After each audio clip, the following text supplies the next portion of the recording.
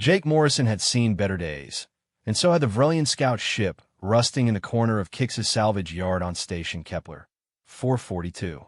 The four-armed merchant had been trying to offload the piece of junk for months. 5 credits, Kix chittered, his mandibles clicking with desperation. Take it. I need the space. Jake circled the vessel, noting the carbon scoring, the cracked viewport, and the outdated thruster assembly. It was at least 80 years old, ancient by Vrelian standards. But the hull was intact, and Jake could see good bones underneath the neglect. Deal, he said, transferring the credits. Back in his workshop bay, Jake started the teardown.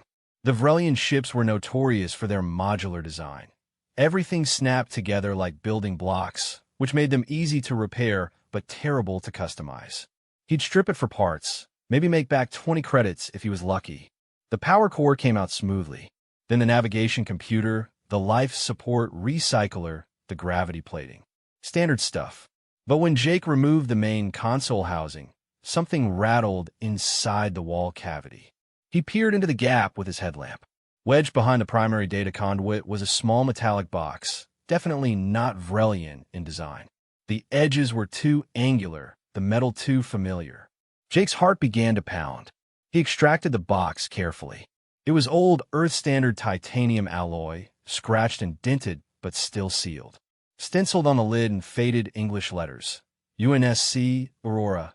Emergency beacon data. Eyes only. Jake's hands trembled as he opened it. Inside was a data chip, the kind the United Nations Space Command used during the first colony expeditions 2 centuries ago. The expeditions that had gone silent. The colonies that Earth had lost contact with when the collapse happened and humanity nearly went extinct. He plugged the chip into his personal terminal. The file structure was ancient, but still readable. Coordinate sets. Dozens of them. Each one tagged with a colony name.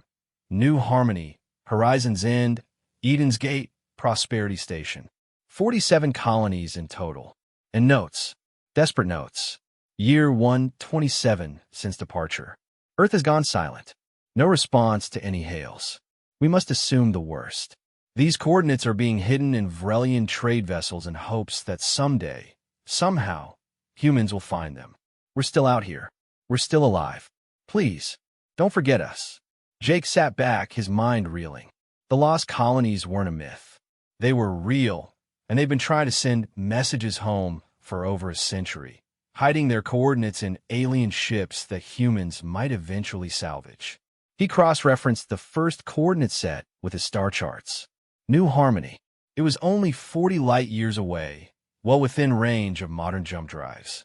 It had a Vrelian designation now. QOMX 7, listed as Uninhabited Resource World. Uninhabited. Right.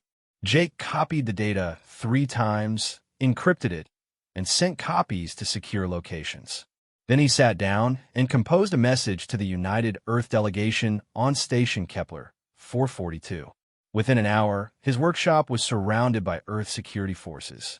Within a day, he was sitting across from Admiral Chun, the highest-ranking human in the sector. Mr. Morrison, the Admiral said, her voice tight with emotion, do you understand what you've found? Our people, ma'am. The ones we thought we'd lost. 47 colonies. The Admiral's eyes were bright. Potentially millions of humans who've been isolated for 2 centuries. Who think Earth is dead. Who've been hiding from the galaxy because they're alone.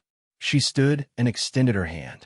You just bought a piece of junk for 5 credits and reunited humanity with itself. The UNSC is preparing a task force. I want you on the first ship to New Harmony. Jake shook her hand, still dazed. I'm just a mechanic, ma'am. You're the mechanic who brought them home, Admiral Chin replied. They'll want to meet you. As Jake left the briefing room, he thought about those desperate colonists, hiding their coordinates in alien ships for generations, hoping against hope that one day a human would find them.